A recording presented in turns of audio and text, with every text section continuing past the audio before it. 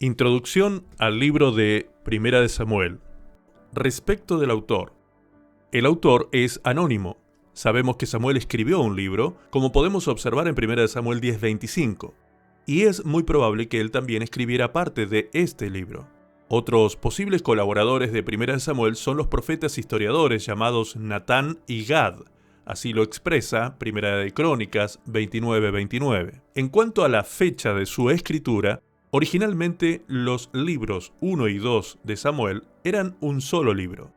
Los traductores de la Septuaginta los separaron y nosotros hemos conservado desde entonces esta división. Los eventos de Primera de Samuel abarcan aproximadamente 100 años, desde el 1100 a.C. hasta el 1000 a.C. Los eventos de Segunda de Samuel cubren otros 40 años. La fecha de su escritura entonces sería en algún periodo posterior al 960 a.C.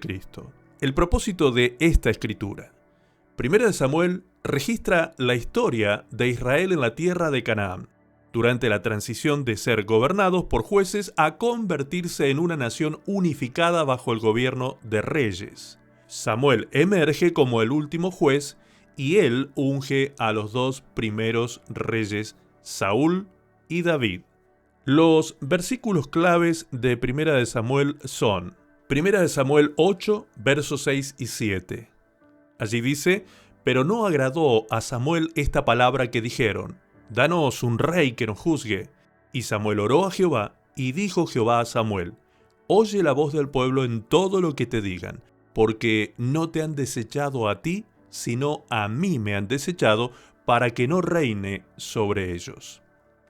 Primera de Samuel 13 y 14 dice: «Entonces Samuel dijo a Saúl: Locamente has hecho, no guardaste el mandamiento de Jehová tu Dios como él te había ordenado, pues ahora Jehová hubiera confirmado tu reino sobre Israel para siempre, mas ahora tu reino no será duradero.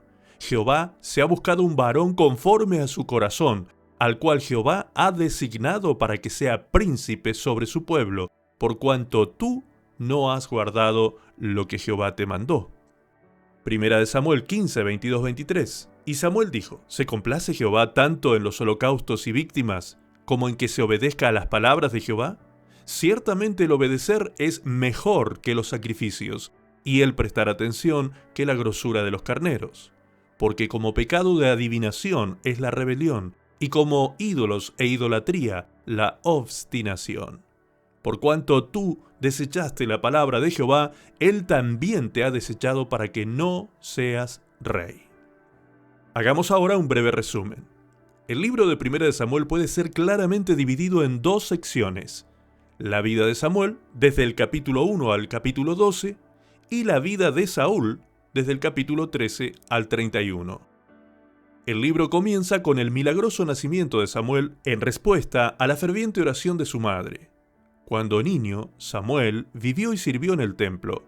Dios lo eligió como profeta, como podemos observarlo en el capítulo 3, versos 19 y 21. Y la primera profecía del niño fue un juicio sobre los sacerdotes corruptos.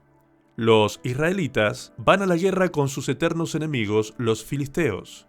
Los filisteos capturan el arca del pacto y se adueñan de ella temporalmente. Pero el Señor envía su juicio. Los filisteos regresan el arca. Samuel llama a Israel al arrepentimiento, capítulo 7, verso 3 al 6, y luego a la victoria sobre los filisteos. El pueblo de Israel, queriendo ser como las otras naciones, desea un rey.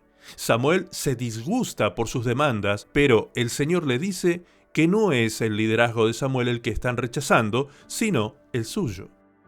Después de advertirle a la gente lo que significaría tener un rey, Samuel unge a un benjamita llamado Saúl, quien es coronado en Mizpa, como podemos observar en capítulo 10, verso 17 al 25. Saúl disfruta del éxito inicial derrotando a los amonitas en batalla, capítulo 11.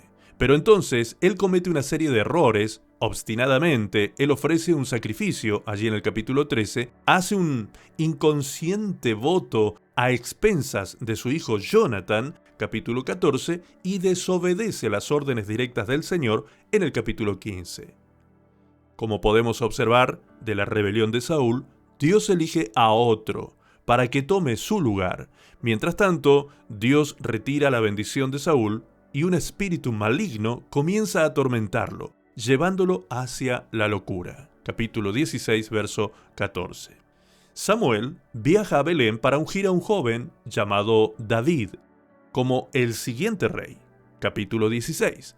Más tarde, David tiene una famosa confrontación con Goliat el filisteo y se convierte en un héroe nacional.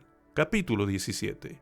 David sirve en la corte de Saúl, casándose con su hija y entablando amistad con su hijo Jonathan. Saúl comienza a desarrollar un creciente sentimiento de celos por el éxito y la popularidad de David, e intenta matarlo. David huye y así se inicia un extraordinario periodo de aventuras, intrigas y romance.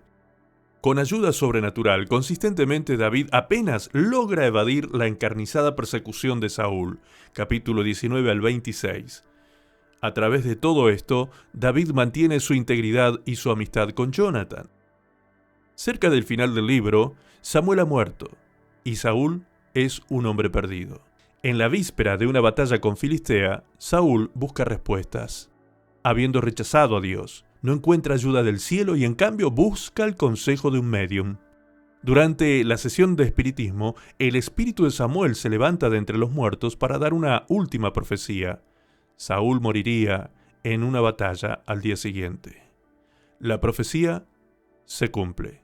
Los 3 hijos de Saúl, incluido Jonathan, caen en batalla y Saúl se suicida.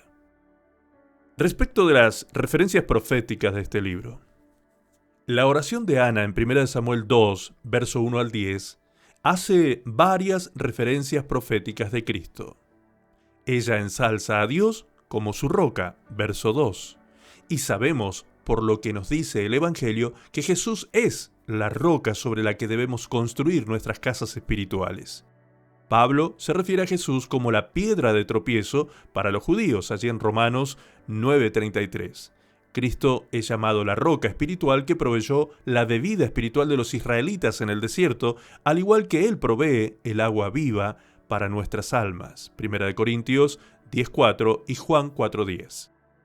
La oración de Ana también hace referencia al Señor que juzgará los confines de la tierra, en el capítulo 2, verso 10, mientras que Mateo 25, 31 al 32 se refiere a Jesús como el Hijo del Hombre quien vendrá en gloria a juzgar a todos. Finalmente, veamos la aplicación práctica en nuestras vidas de las enseñanzas que nos deja este libro. La trágica historia de Saúl es un estudio sobre la oportunidad desperdiciada. Aquí estaba un hombre que lo tenía todo: honor, autoridad, riquezas, buena apariencia y más. Sin embargo, murió en la desesperación, aterrado por sus enemigos y sabiendo que le había fallado a la nación, a su familia y a su Dios. Saúl cometió el error de pensar que podía complacer a Dios a través de la desobediencia.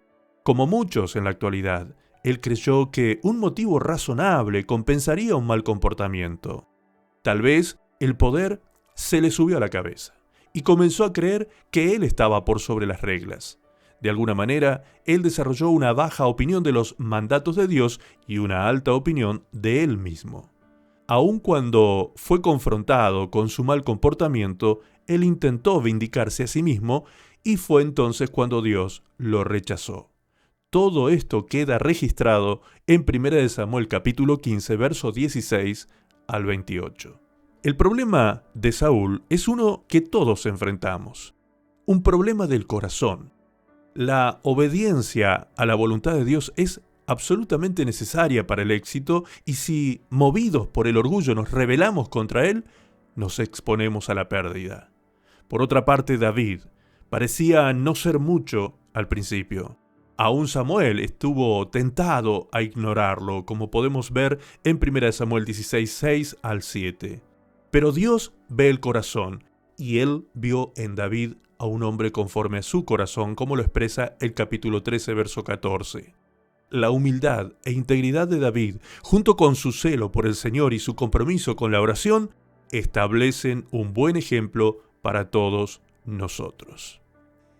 Bendiciones para todos, amados. Nos vemos, Dios mediante, en el libro de Segunda de Samuel.